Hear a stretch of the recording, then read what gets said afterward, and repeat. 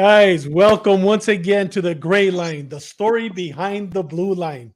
Man, guys, I'm really excited about today's show. We're going to have a great time. But before we do, Chalo, ¿cómo estamos? How's the weather over there in Calexico? Over here in Imperial County, 80 degrees. The high was 83, and we got the wind warnings right now. I turn around because I'm looking outside. Yeah, it's gusting about 15 miles per hour. It goes up to 20 and then comes back down. So So when a does lot the of hot dirt. weather when does the hot weather actually start over there, Chalo? So it starts teasing us around May. We'll then this usually we'll get maybe one day of 99, then it drops down to the 80s. At night it cools off really nice, where it's really nice. It's actually, I think it's even better than San Diego because we're not humid down here, so it's a nice Mhm. cool night. June it starts doing it, but come July, August, oh bro, August is by far the worst. Um, and it goes all the way till probably September, mid-September, third week of September. Then we don't start seeing it going back to double digits till October. Wow. Yeah, Big so it gets Sean, how hot. you doing? Yeah, I'm doing Hot, great. yeah. You're doing well. How's the weather over there in Virginia, brother? What's new over there? The other day it was 87. The following day it was 54. It was 74 today, sunny. Had a breeze. They had a severe weather warning come out, and it's all about the wind. But yeah, we were good. We were good. That's awesome. And Benny, ¿cómo está el clima allá donde estás tú? En 59 and California, windy. Southern Cal. 59 and windy. Really? Still, huh? Mhm. Yeah. Hey guys, well listen, today I got a chance to speak with Paul Morales. He has a new show coming up, and we're gonna have him on the show in a couple of weeks where he wants to talk about his show, wants to invite us over. But he's the one that made us the intro video. And Chalo, we just added your pictures on the video. He's gonna add some good música. So guys, get ready with either next week or the following week. We'll be introducing the new intro video, and he's also gonna make us a video for the end of the show. So, Paul Morales, once again, my brother, thank you very much. He's not charging us anything, and con mucho gusto, he's making this for us. Oh, But that's awesome. guys, without further ado, Benny, we have a great show tonight. It's all yours. Rock and roll, my brother. And Sean, knock it out of the park, brother. Here we go. Benny, it's all yours. Hey, thanks, Paul, for taking care of us. Anyway, Yeah. today we have Sean Murphy. He's our co-host on the podcast. He is a 32-year veteran of the San Diego Police Department in California. And I say California because there's a San Diego, Texas too. Yeah. Brian Same started weather. his career. Brian started his career as a police officer in 1982 and retired as a police lieutenant in 2014.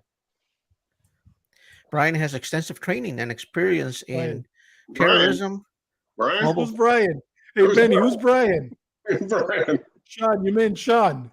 Okay, Sean. What You missed I are was you thinking drinking about. home? I've been thinking about a buddy of mine for a while today. His name is Hold on, Brian.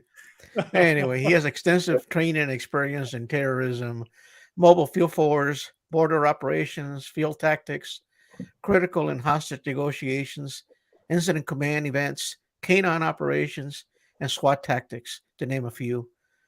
Sean received a life-saving medal in 1991 and the Medal of Heroism in 1987. Sean Murphy, thank you for your service. Uh, I asked a buddy of mine to describe Sean, who worked for PD, and he says Sean is described as a dedicated, experienced, disciplined leader in guiding, influencing, and empowering others to maintain a professional image. Sean is also described as a person who can maintain and perform under pressure by staying calm during emergencies. Sean has demonstrated a strong personal commitment to upholding the highest standards of the law. He is a highly dedicated individual who exhibits the utmost degree of professionalism. Oh, thank you. Thank you. I don't know who you talked to, but he wasn't drunk, was he?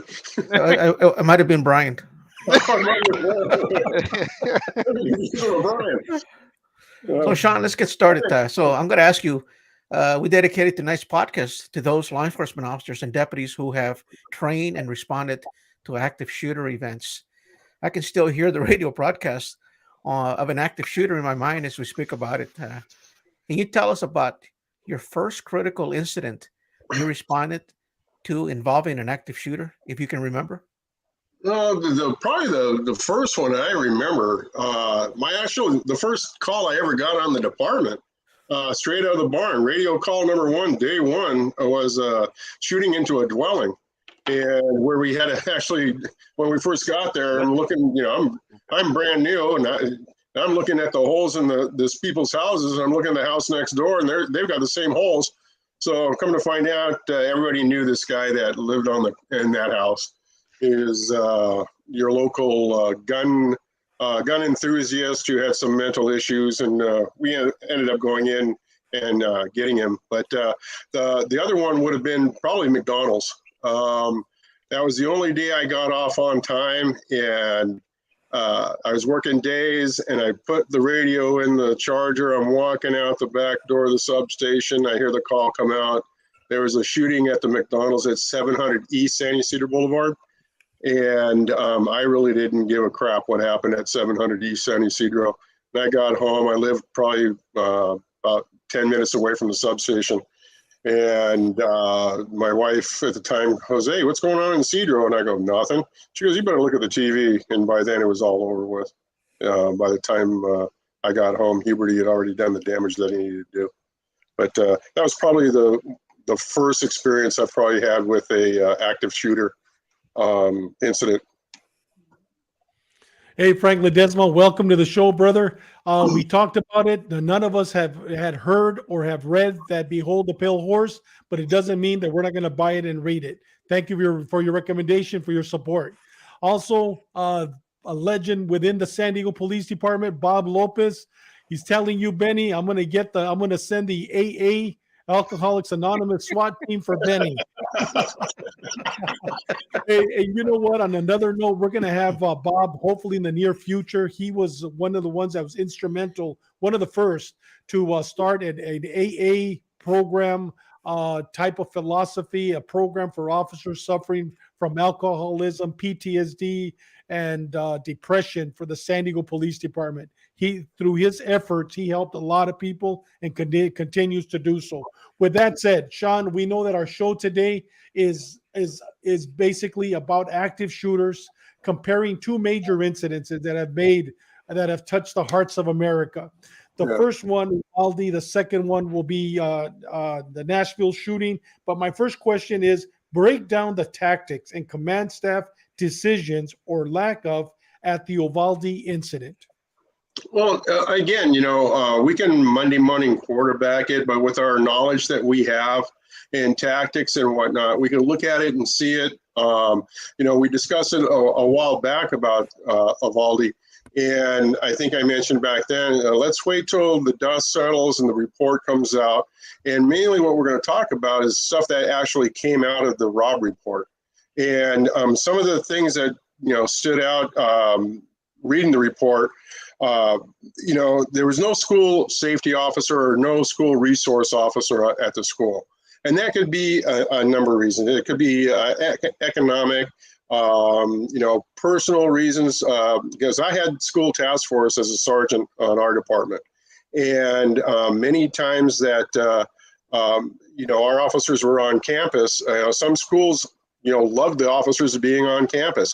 Other schools didn't want them to be around. I had one principal of a school call the office and said she didn't want our officers parking in the parking lot in front in the spot. So, there's different things, different dynamics going on with that, whether they had a school task force officer or not. Some of the other things that came out in the report, and it was evident from the initial reports, a citizen first called up and said, "Hey, there's an accident out in the school, and there's a guy with a rifle firing." And then the first officer on the scene happened to be a Uvalde Police Department, not a school officer.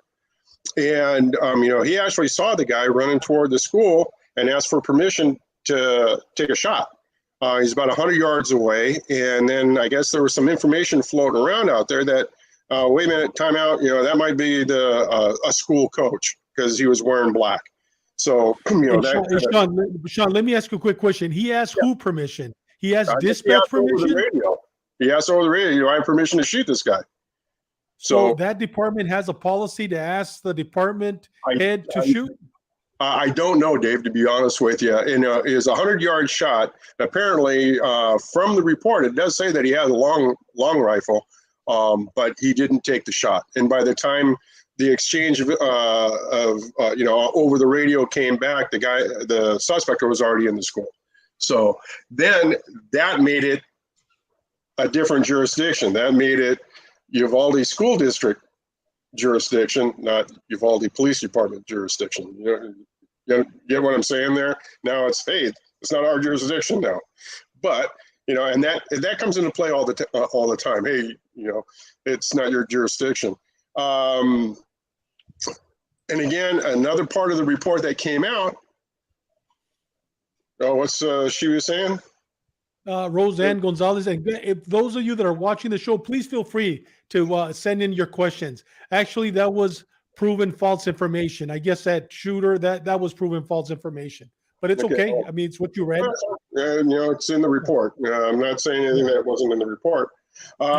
Then now you have, and this, we've all experienced this too. We have a critical incident. It doesn't matter if it's a school or at another location. Everybody and his brother starts responding. Once the call goes out over the air, we have an active shooter. One of the incidents I had down in Southeastern Division, I looked up. It was an active guy running around. He was a pretty bad guy. We ended up getting involved in OIS with him. And I looked up, and I've got guys running around with their tactical gear and a pair of shorts and a T-shirt, and I don't recognize this guy. I say, who are you? He's a postal inspector, and he was down the street when he heard the call come out. You know, you're going to have everybody from different agencies show up. You don't know who these people are, but, you know, they're all there. First officer request, okay, we talked about that. The initial officers, they went in. They saw debris, they saw casings on the ground, they could hear the shooting. They ended up setting up on room 111 and 112. And they tried to breach the door, and for some reason, while they were checking the door, all of a sudden, that's when the suspects are shooting out the door and caused them to move back out of the way, out down the hallway. That you know, that's going to happen. And you know, I don't know what their mindset was.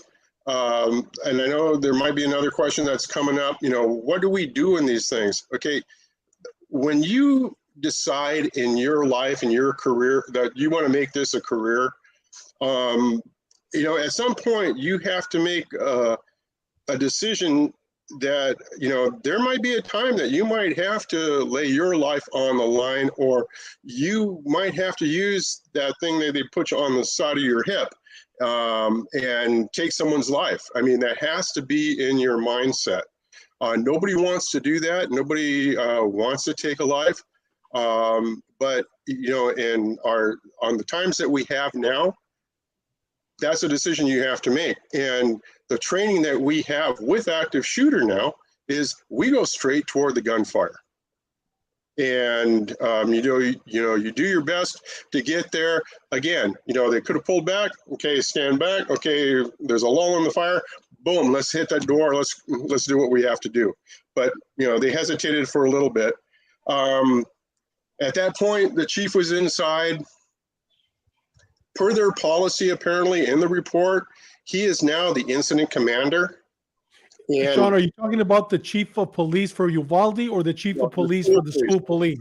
Chief, yes, the school police chief. So their policy is now police chief. Mm-hmm. Okay.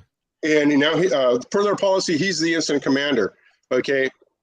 Again, things are flowing. A lot of stuff is happening. He's inside. You know, again, Monday morning quarterbacking it, you know, in hindsight being what it is, he should have stepped outside and started coordinating the efforts inside. You have you have a whole bunch of people coming in. Somebody's got to take command, and that's the bottom line. Hey, Sean, real quick, like the report you're talking about, is that the alert Rob report? That is, I'll tell you exactly which one it is. It is actually the Rob Committee report. The Rob Committee, ROBB, right? Yeah, and Okay. there's another one, the alert report, too, that I looked over. So now you got officers that are remain inside. One of the issues that came up was they thought the door was locked and breached, or they hadn't breached it yet, and nobody actually checked the door to see if it was unlocked. So, and they found that it was unlocked, and that happens all the time. We'll go up to a door, and we've got the door knocker, we've got breaching tools and all that. Hey, check the doorknob. You might have not left the door unlocked, and it's perfectly fine there. So, yeah, some of that, it's just, it was probably one of those incidents where you didn't wish it would happen, but everything just lined up in a negative way, and this is what happened. And then, like I said, you've got a whole bunch of people there, and there was no decision making. Okay, we've got enough rifles, we got enough shields here, we can move down this hallway, and we can take care of the situation inside that room. And nobody made that decision until later on. Sean, go ahead, Chalo. Dispensa. No, Sean, and one of the things that I come from a small town. I was a chief of a small town. We're a small community. We don't have the luxury of having a SWAT or training. And we all know active shooter scenarios. They taught us to break away from that SWAT mentality where that where you sit and wait till the experts come in. It's you go out on a search and destroy mission. But one of my biggest things that I was trying to do in Imperial County was every city, our county is purely law enforcement. If you look at it this way, I think that I want to say 70% of our people are either work as officers or they work as support staff for officers, something like that. And I was always afraid that if we had an active shooter scenario in Calexico or in the city of Imperial where my kids were going to school, is how many off-duty people are we going to come in with their rifles and their vests and their stuff like that, not working, trying to get their kids out. So one of the things I was, like you mentioned, was assuming the command. At times, I've always said is that don't wait for the chief to get there, because the chief is not going to make the decision, because the chief is getting there late, or don't make the lieutenant or a sergeant go in there that's coming in, in there. But at the same time, if nobody is taking control of the situation, I think it's up to your leaders to do it. But then again, we go into this fog of war mentality. These are guys that have not, maybe never in their 30 years of police service or 25, have never experienced something like this. And then you have guys that have 5 years in that did close quarter combat while in the military, or they just happen to be people that when they do their training, they take it very seriously. And that's some of the stuff that I myself saw in Uvalde. Was instead, I'm not gonna, like you said, I'm not gonna play Monday morning quarterbacking, because I can see why people got upset, because in their eyes the police officers didn't do anything, and at the same time I can see why it looked like they weren't doing anything, and so it's kind of hard. And like you said, you're not there, it's kind of hard to Monday morning quarterback this stuff. But I think one of the lack of things that you've proved in that they said is the lack of communications between departments. If Uvalde PD doesn't talk to Uvalde school police, and Uvalde school police don't talk to DPS, I mean, you have to practice together. And that's the thing with small communities is, we when all this active shooter training first started happening back in the early 2000s, stuff like that. We used to do a lot of scenarios in campuses. We did it at the San Diego State Calexico campus. They let us borrow it twice. We did it at our high school. We did it at a school. We did it in another city where we had other departments come in. We went through active shooter scenario trainings, and all of a sudden, active shooters started going down, what's the first thing our administrators do? Our city managers, our county board of supervisors, our sheriffs, our chiefs, what do? Oh, I don't. Our budgets are bad, so end the training. Let's not do this. Then not do that. Then you have chiefs of police and administrators that are jerks, and they think they're better than the other local chiefs, so they don't want to participate in something like this. So I mean, I would have liked to see this report and say, okay, you know what, get down to the nitty gritty. Let's see how they get along. Let's see if they practice or train before. Let's see what they've done together as a group, and then I think that would throw more of a clear picture on why it didn't roll out as smooth as we are trained to do. Yeah, you've got on this scenario, you've got school police, you've got local city police, you've got state police, you got the federals with BORTAC, Border Patrol agents showing up. So you've got 4 different jurisdictions, and I can probably honestly say, I don't think they trained with each other for this type of scenario in a heartbeat. I mean, look back at the way we did before Columbine. This is the way we would have handled it. We got a active shooter at a school or something like that. Patrol would get in there and try to lock it down, sit and wait around for SWAT. Yeah. You know, that's going to take some time. SWAT guys show up, we formulate a plan, we set a perimeter, we leave the patrol guys, then we start negotiations and whatnot. Yeah. Okay. Columbine changed all that. Because if you look at Columbine and you look at Uvalde, again, you had multiple jurisdictions showing up, and none of them trained with each other. They weren't on the same radio frequency. And that was part of the issue over in Uvalde, because the Wi-Fi system wasn't up, and there's no community. You couldn't get a phone call out and anything like that. And that happens sometimes. It happened at Granite too. Yeah. The whole phone system went down. So Sean, you talked about the radio system. I was a sergeant. I was before that, but I remember I got into it because I started representing the city of Calexico with IVECA, which it's an Imperial Valley Emergency Communications Center, which we actually partner up with San Diego too. So we're part of the San Diego network. So we all have radios here in Imperial County that we can all switch channels, and now we're on this huge, humongous mutual aid channel that everybody has. So I can go to the county of San Diego and hook up with 3 of their emergency channels, and same if San Diego can come down here, and Riverside can come here, and also not Riverside, some of Riverside, not all of them, can come in here and do the same.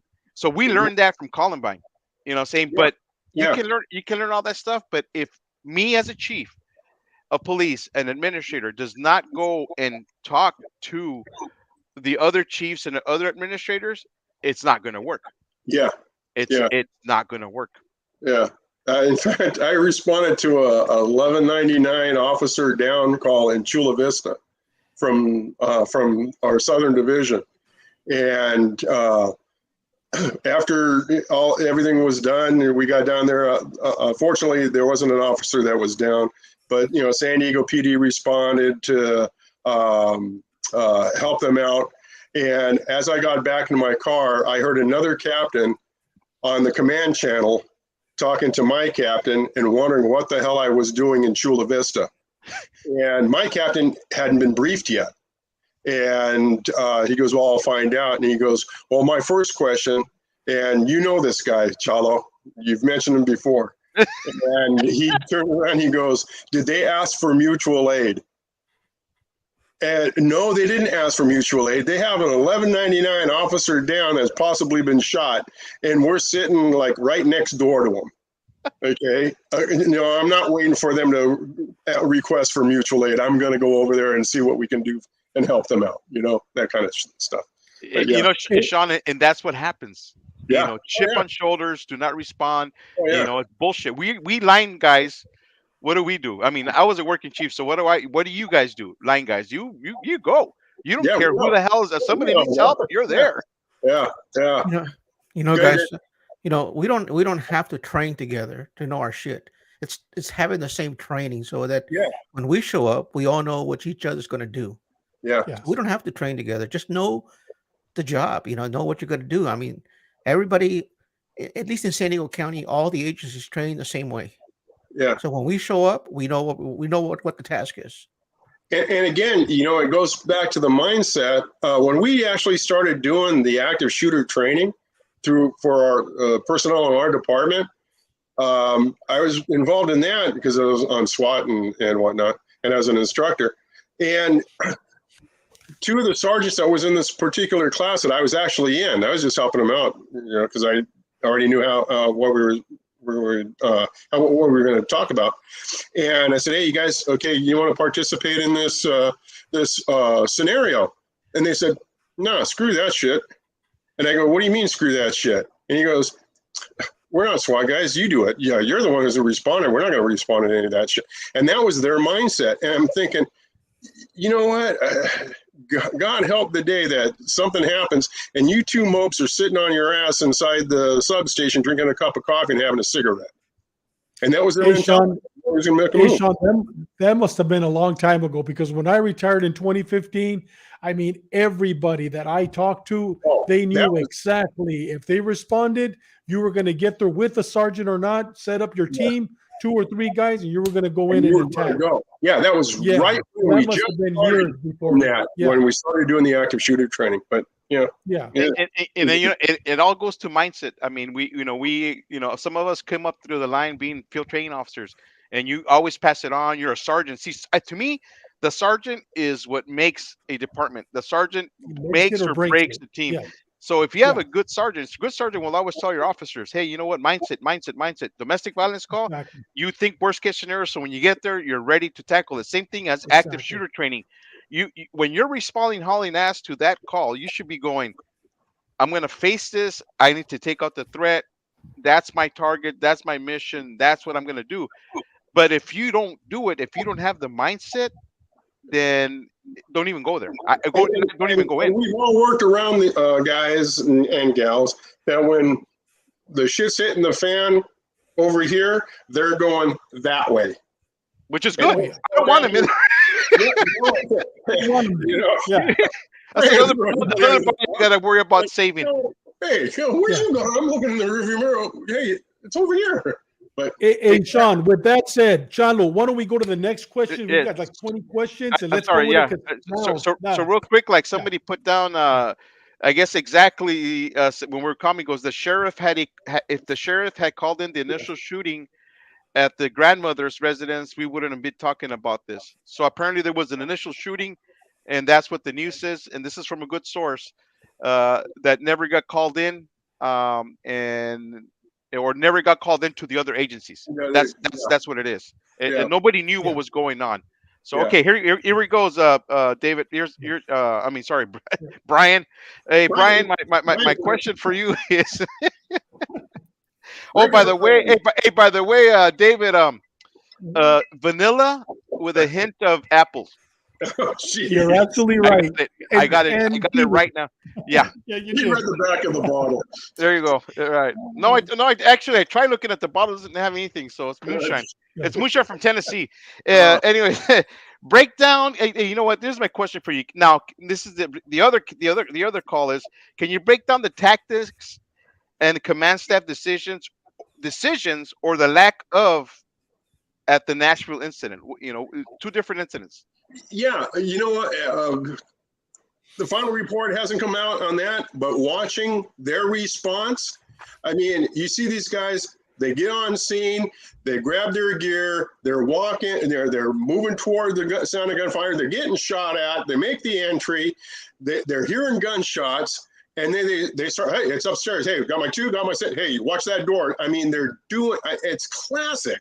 And they just walk down the hallway. Okay, we're taking the stairs. We're going upstairs, blah, blah, blah. They get upstairs. They're moving toward the sound of the gunfire. And, and that takes some cojones to do that. I mean, because you don't know what's at the end of that hallway. You don't know what's in that other room. But you're putting yourself in that position, and you get there, and, they confront the suspect, and it ended, the way it ended. Within 15 minutes. Hey, Sean, so on that one, the difference I see is this, and there's big differences, is one PD responding Right. compared to an array of agencies with different mindsets, different I mean, because look at this, Bortec. We know where Bortec's job is, right? You know, Mhm. usually they're there to rescue people, and they know some SWAT tactics or Mhm. quick response tactics. Right. But then Uvalde PD, we don't know if they had that training. Yeah. Uvalde School District, they got trained, but we don't know if everybody got trained. And you have DPS that shows up, and here you know, in Imperial County, it depends what it is. You look at, everybody has a specialty. So as people are showing up, there's a lot of confusion there. Where here I look at it, Nashville PD is, they all train together, they all work together, they all know as a team, they all know each other's strengths and weaknesses. Yeah. So Yeah. you know, David, as a sergeant, how did you work with your team when it came to doing things? You know what? I was with them. I was right next to them. I wasn't the leader that was in the back giving orders. They were side by side with me. And you know what? And we helped each other. And at the same time, Chalo, I would always pick guys with strengths over my weaknesses. If I knew my weakness was writing search warrants, I got the best search warrant writer the department had. Mhm. If I knew my strength, my weakness was tactics, SWAT tactics, I'd get the best SWAT officer on my team. So I would work together with my team. Yeah. So, and that's the same way when I was an investigation sergeant. We used to do a lot of Mhm. search warrants down here. There was one guy that I always got criticized to say, "Why do you keep on this guy on your team?" I said, "This is a guy that you have. It says break in case of emergency," and Mhm. we always had that. And I said, "This guy," and sure enough, this guy proved to be that one guy that you can always count on when everybody's is taking those 2-3 extra seconds to process what's going on. Mhm. This guy's already taking care of the problem. Yeah. You know, and that's, I mean, like I said, you got to know your and I think that's why Nashville went so smoothly. Oh yeah. Sean, I mean, tell me how. I mean, it's a team. Oh yeah. It's their patrol team. The difference between that and Uvalde took like a long time for them to make that entry.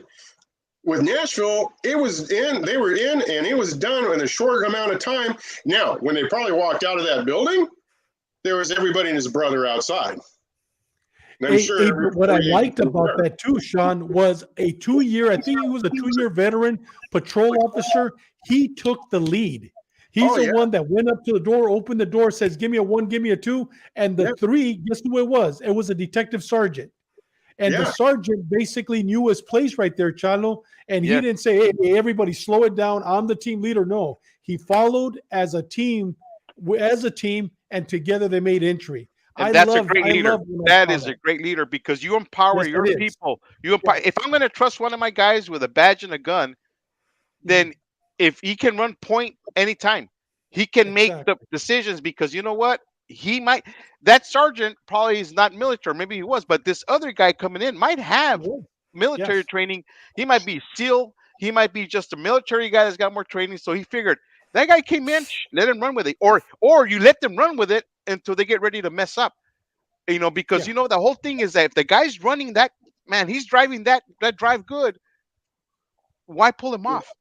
yeah. You Exactly. know, You why pull know, him off? and again, it goes to mindset and knowing your capabilities and whatnot. When I was the field lieutenant, I had free reign of the entire city, and at night I was the chief of police, Yep. or our chief. I was the chief. I would show up at scenes, critical incident scenes, and I could tell on over the radio by the way the tone of voice on where their level was. I'd get there, I say, okay, what do you got? Da da da. And there were certain guys that I knew, through my career. I didn't worry about the scene not being handled the right way. I would get to some scenes, and even as a canine lieutenant, I would get there, and the sergeant's standing around. I go, okay, what do you got? And we got the deer in the headlight look. They haven't made a command decision. I go, what's going on? He goes, I'm waiting for my lieutenant, or I'm waiting for my captain to give me direct. You don't need your friggin' lieutenant. You don't need your sergeant. You're the sergeant. You handle it. Take care of it. But everybody's afraid to make a mistake. You're gonna make a mistake. There's going to be mistakes made. Okay, that's why we have critiques. We learn from them and we move on. And you know what, Sean? As a chief, and guys, I'll tell you this: when I knew who was working at night, I slept better. But if I Mhm. had a new sergeant or a sergeant that did not make decisions, I would worry. Oh yeah, I yeah. would worry. Oh, I mean, I'm from definitely. a small Yeah. department. I would worry. I really would worry about that. Yeah. Hey, Sean, I have a question for you. Okay. Please give us examples of the various active shooter training curriculums in America today. For example, does California have one curriculum? Does Arizona have another? Does Texas have another? And does New York have one completely different, or do they all mirror each other? I think they all mirror each other. The basic concepts are the same. Okay, you don't wait for SWAT. You know, one, two guys there, boom, you're on the move. You're going toward the sound of the gunfire. There are organizations like National Tactical Officers Association, California Association of Tactical Officers, and various private groups. They all teach the same concept. You don't wait, you move, get there, boom, take care of the situation. And then if you have to lock it down, then it turns into a SWAT, a tactical incident, and then we move from there. But there are places that are teaching all over the place. FBI, all of them have the same basic concept. Welcome to the show, Cholo Trucker. That's if anybody wants to know anything about boxing, watch this man's channel, Los Tres Chingones. Outstanding, Cholo Trucker. Go ahead, Chalo. You got it next. Oh man, I was looking at my whiskey glass. It looks nice. Iced tea. Chilo.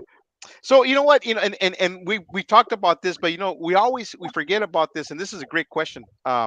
What advice or recommendation do you give to parents whose children are in school during an active shooter incident? You know what? I have three daughters, and they all went to Granite Hills.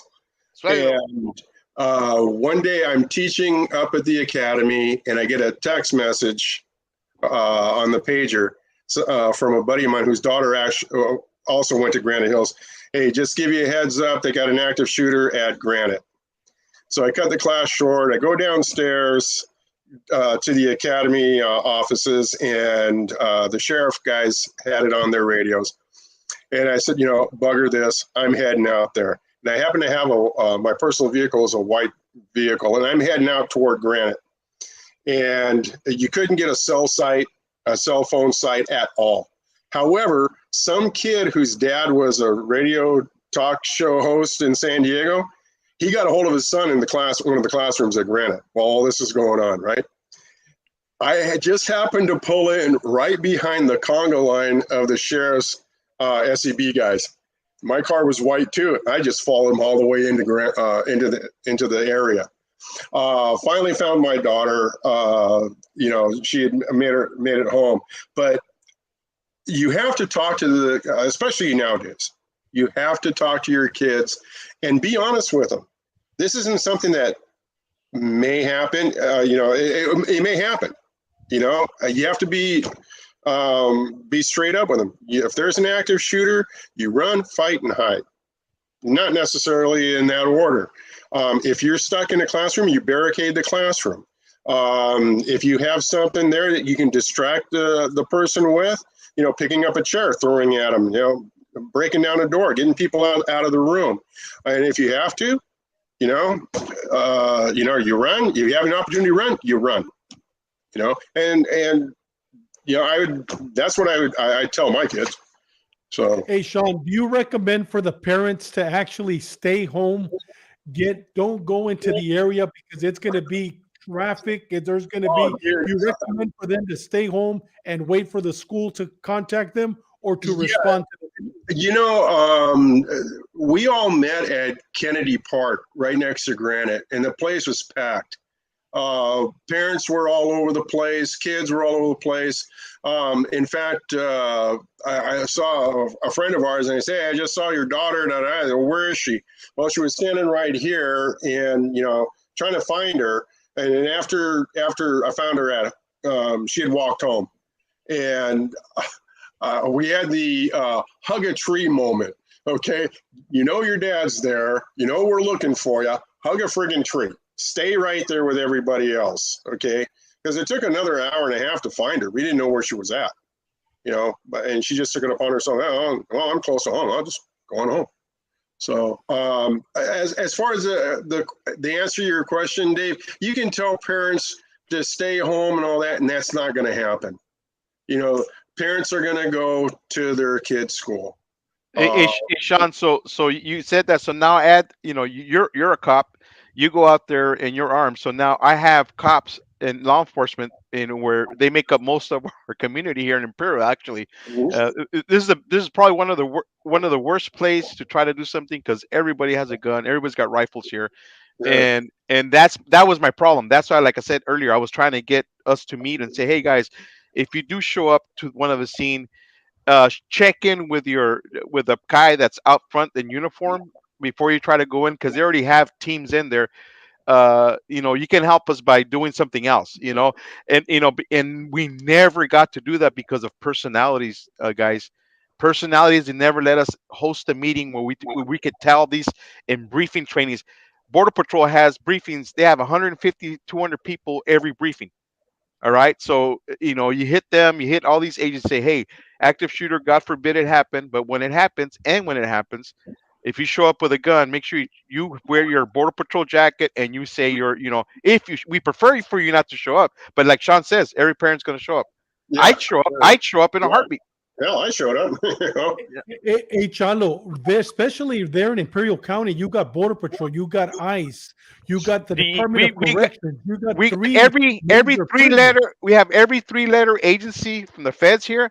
We have like 4 or 5 different state law enforcement agencies here, plus the cities and the county.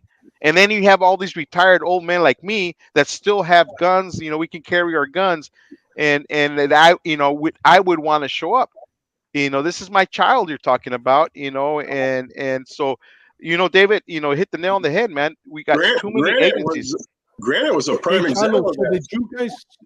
So did you guys form a liaison with the prisons? You got Calipatria there. You got all these state prisons. Did you guys form a liaison with them? So when there was an active shooter, you had it with Border Patrol and other law enforcement agencies and Department of Corrections. I mean, you got thousands of correctional officers living in that area. Yes. They're all armed. Did you form a liaison with them? So the only one we didn't really, was CDCR.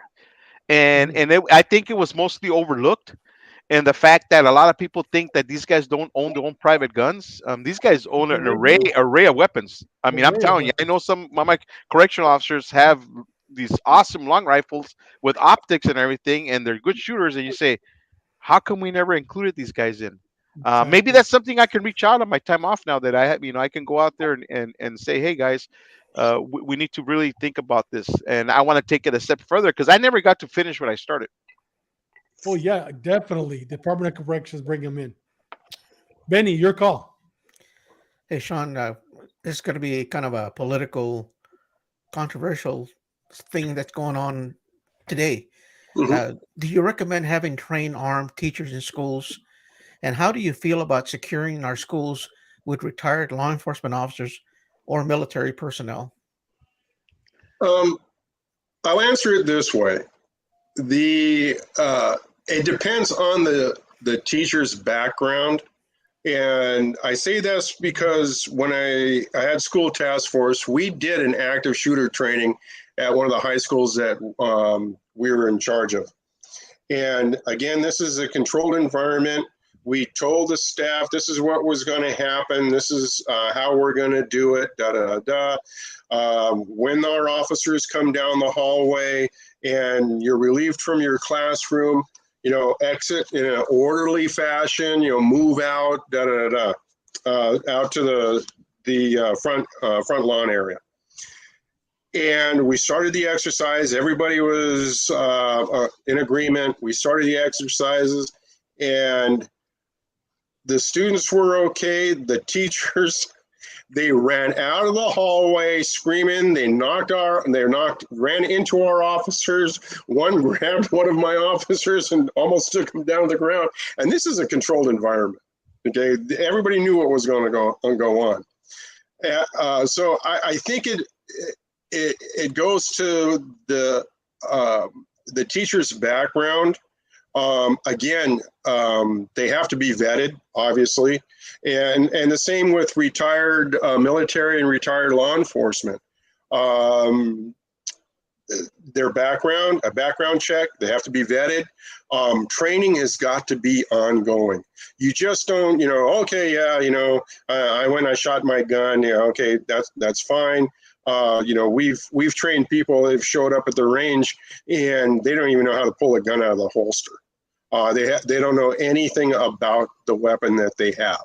So all that's got to be taken care of. And again, with the politics that are going on in the world today, there's going to be liability issues. Who's going to pay for the insurance? Who's going to do the training and whatnot? A lot of stuff has to be put together, and it's not that it can't be. It's just got to have. There's got to have. The decision says, okay, well, we're going to do this, and we're going to do what we have to do to make this happen, and then support it after you make that decision. Sean, I think that's already happening. Like, for example, here in Florida, there is a bill. It's one of the SB bills that is actually I believe, in the Senate currently being looked at for the governor to sign, where teachers are going to be armed, but they need, like you said, they need to be trained.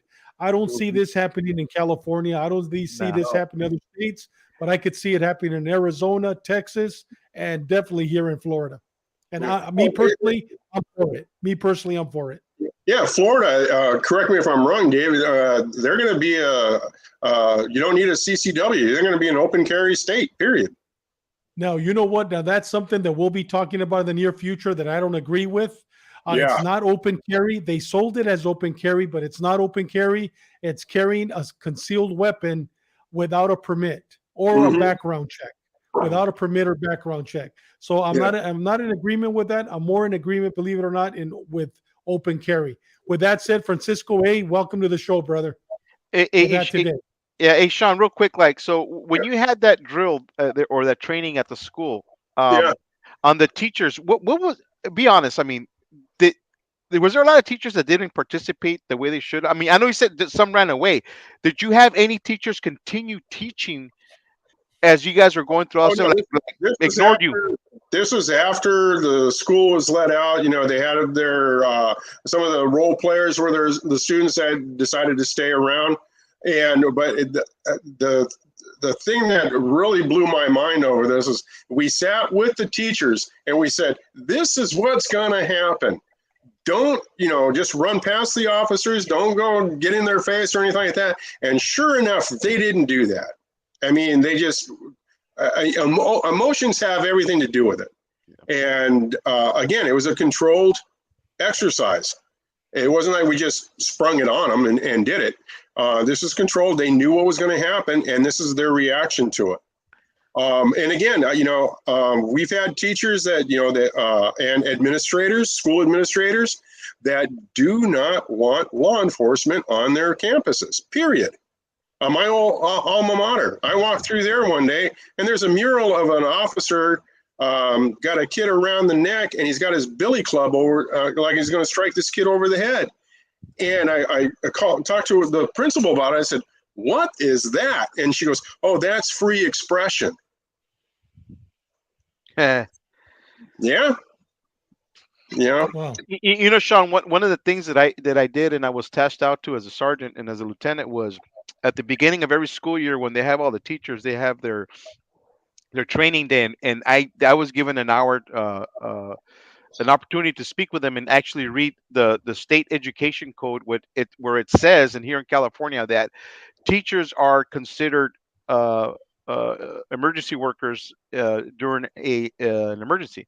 So back then, because school shootings was not something that was normal. I mean, not normal, but it wasn't happening.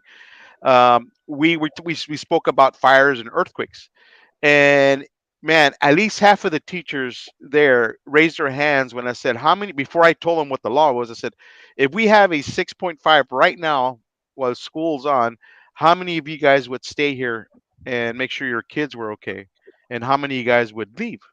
Half the teachers said they would leave. And so then after I read them the education code where it says, hey, you guys are mandated to stick around, they didn't like that. Hmm. So now I look at it and I say with an active shooter scenario, I mean, the teachers they know their classroom better than anybody else. And then the kids nowadays aren't built like we were built when we were in high school. Example, 17-year-old kid plays football. Half, Hmm. 3/4 of the kids there at the school, they're all into fitness and lifting weights. Use them. Hey, Carlos, hey, you didn't look like that in high school. like Carlos, this, you no, didn't look like that. not that big. Hey, and nobody knew about Hey, protein. big. Hey, my parents the only protein my parents could afford was frijoles. Y huevos. Huevos. Hey, Sean, I have a question for you. Yeah. Are active school shootings the new dorm that we have to get used to? I think it seems that way, but active shooters in general, like in the last week, we had what? We had an active shooter. We had a mass shooting, for lack of a better word, at a 16-year-old party. We had another one today that was in two spots. Louisville had a couple in one day, basically. I will say this. It seems like there's no consequences. There's no respect and there's no consequences. Everybody has been looking at this. Oh, hey, he did that. I can do one better. I mean, when I'll go back to McDonald's, we never thought that we would have a mass shooting in San Diego. Hell, we didn't even think we'd have an aircraft, crash into North Park. And we sure the hell didn't think we have a tank driving down the road. But you have to be prepared for all this stuff, and you have to be forward thinking, saying, okay, driving around on my beat, I went into every bank that I had on my beat, and I did a diagram of the bank. I knew where my perimeter posts would be and all this sort of stuff. It took time. My sergeant was getting pissed and saying, what are you doing on all these diagrams for? Hey, just in case we have a bank robbery and this happens, we have a shooting or something and this happens. You're wasting your effing time.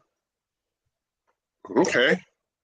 But, hey, if the B of A on University ever got robbed, I knew where to go.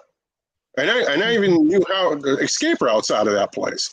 You have to do all this stuff to be one step ahead.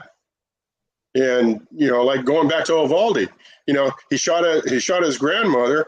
Dude, you look at this kid's background. I mean, this kid just fell through the cracks.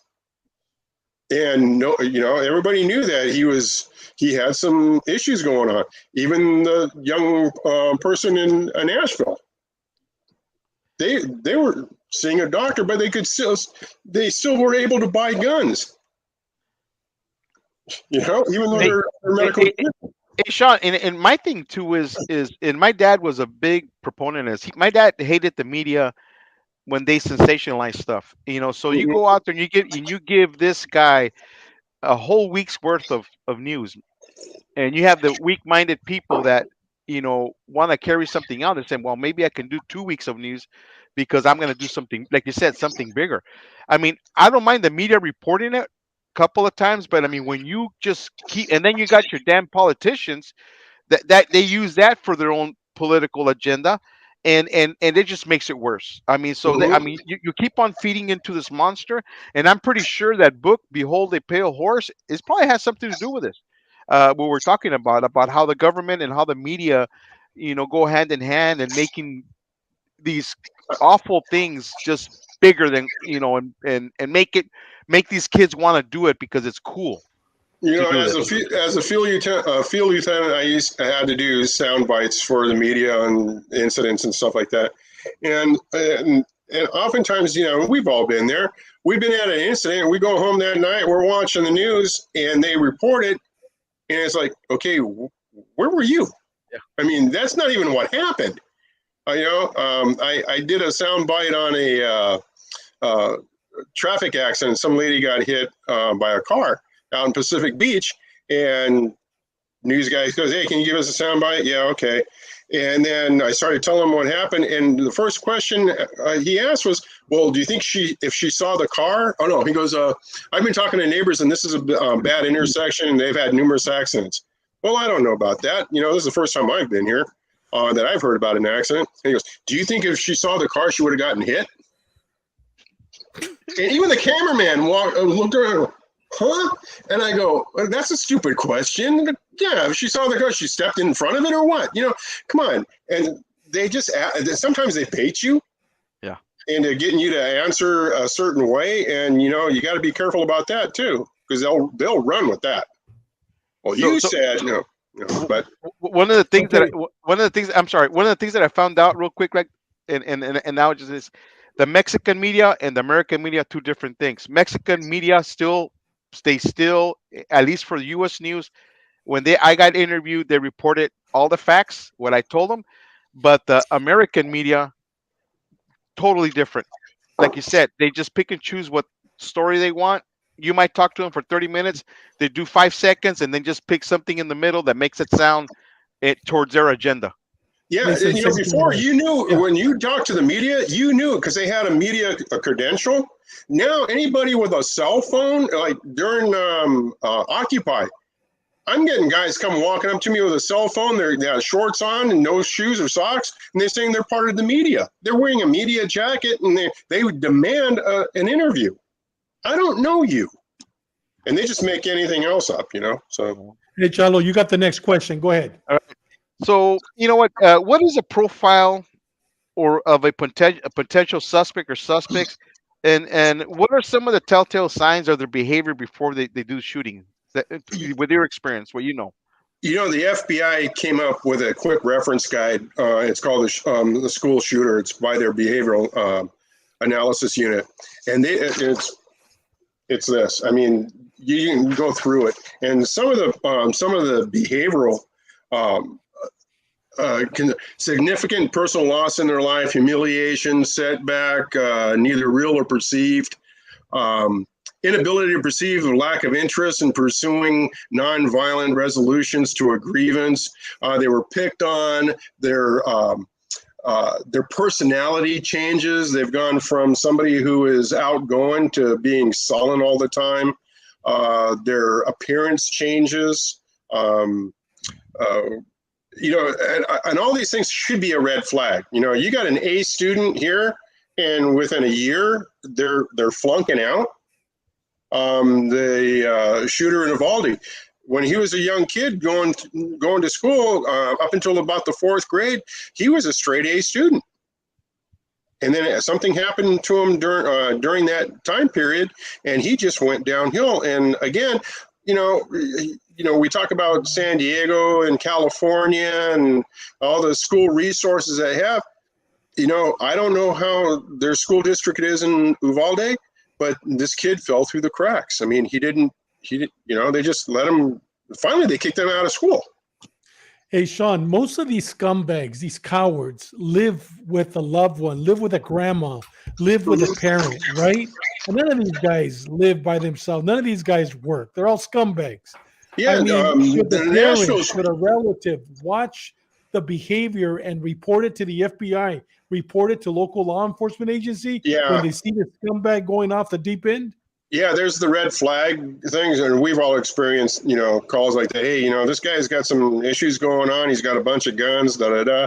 You know, we go and evaluate him and say, yeah, okay, you know, he's just right there. And, you know, you take him to county mental health, and then you get all the guns. Hey, you know, you get a court order to come back and get the guns back, da da da. You know, that's getting pushed.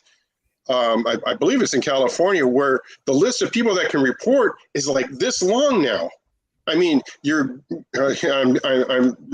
cracking a joke about this, but your gardener's kid can report you, and they're going to come and take your weapons out of your house. You know, I mean, it's getting that ridiculous. But the initial topic that you were talking about, close relatives, you know, I mean, Nashville, the parents knew that that this person had a bunch of weapons and stuff, and they couldn't figure out how they get in these weapons. They're under a doctor's care for mental issues. But Tennessee, that's not the criteria. Okay. So, you know, each state is different. Yeah. Benny, your last question. Hey, Sean, as a police lieutenant in a major metropolitan city, I'm sure you've debriefed a lot of officers involved in active shootings or deadly use of force incidents. Can you tell us about the officer's mindset when responding and engaging the suspect or suspects in those situations? You know, and again, I'll go back to what I said originally, and I used to convey this to the kids in the recruits in the academy. At some point in your career, when you put that application in, you should have had that in your head already. And I remember when I came out of the department, in '82, we had an instructor who actually told us he's teaching us about firearms and stuff. And he says, officers today pull their guns out too many times out of the holster. I've been on the department for over 30 years, and I've only pulled my gun out of the holster twice. and I'm thinking, okay, you know, the first week I was out on the field, I think I pulled my holster out like 3 times a friggin' day, you know, and it's a different time. Sean, I'm asking about the officers. And it goes back to like what Chalo was saying too. Administrators, as they move up the ranks, some people seem to forget that they were line officers, they were street officers too. And when I talk to guys that have been involved in shootings and stuff, you know, one of my canine guys, he ended up being my canine guy, as a field lieutenant at the time. He'd been involved in like 6 OISs. And one of them, it was a good shooting, and I finally found him. I was down at Belmont Park when the call came out, and it was actually off of Paradise Valley Road, off the 54, off of Woodman. And I got there, and I could still smell the gunfire, the gun smoke. Nobody knew where he was at. He still had this guy at gunpoint. The guy had taken his ex-wife or his wife down the street in a headlock and had a gun, and people were reporting his movement. Anyways, this canine officer found him, and shots were fired. And I move up next to him, and he's got the dog down. And I move up next to him. I go, "Are you okay? You okay?" And he goes, "Yeah, I'm good." And I go, "Okay." I could see her. She's obviously she's deceased.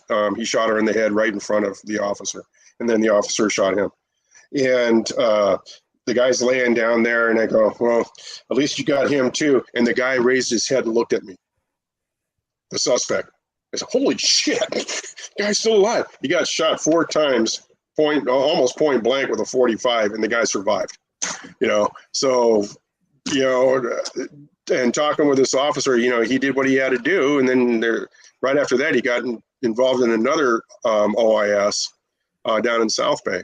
But, you know, some guys are what we call shit magnets, and some guys just get in the mix because they get in the mix. They don't go away from the gunfire. They don't go away from the hot call. They go toward the hot call. And when you have that mindset, yeah, you're going to get involved in incidents where you might have to use your weapon. So, guys, we're past the 1 hour mark, and what an outstanding show.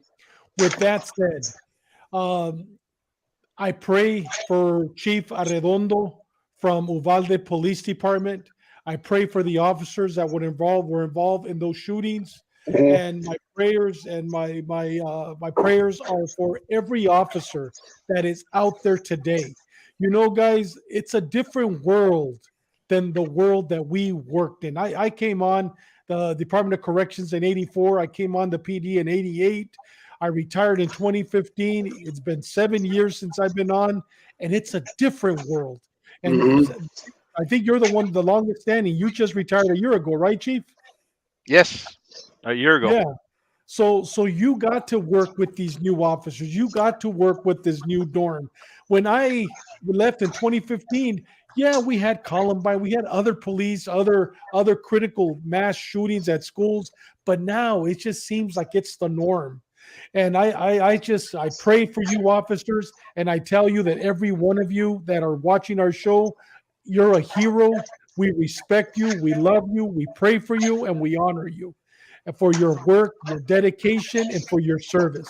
It's a different world, but it has to be the same mindset.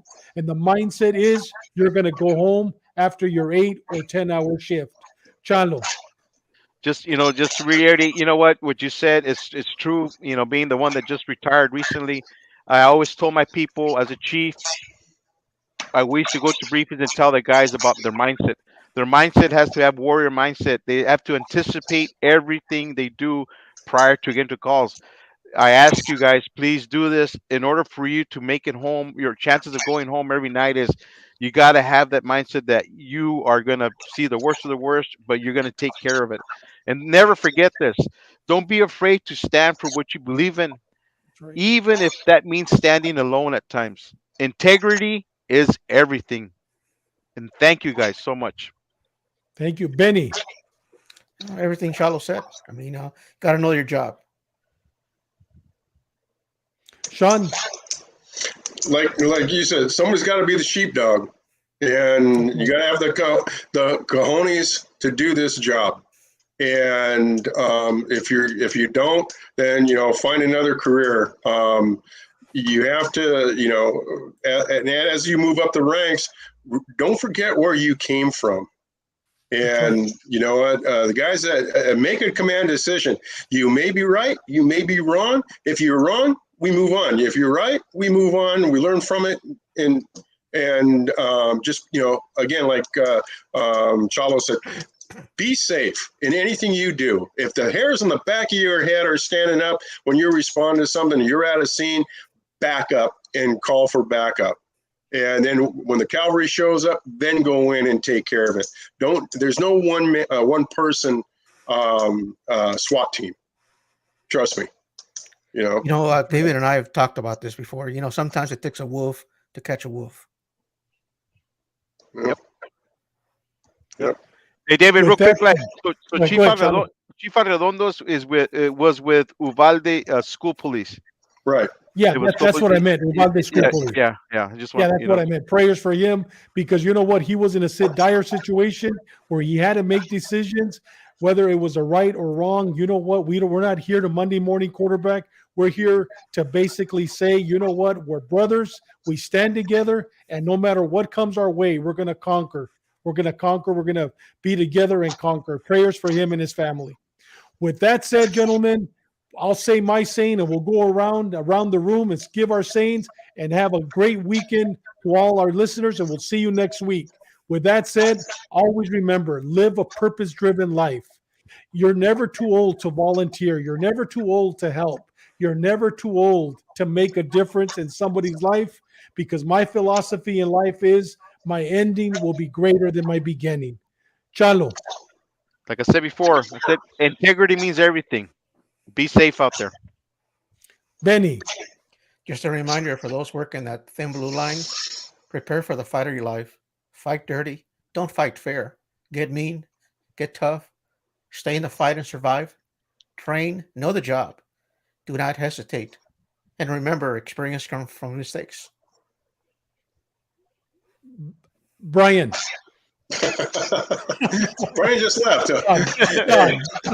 Live tactically and be safe. God bless you. We'll see you next week.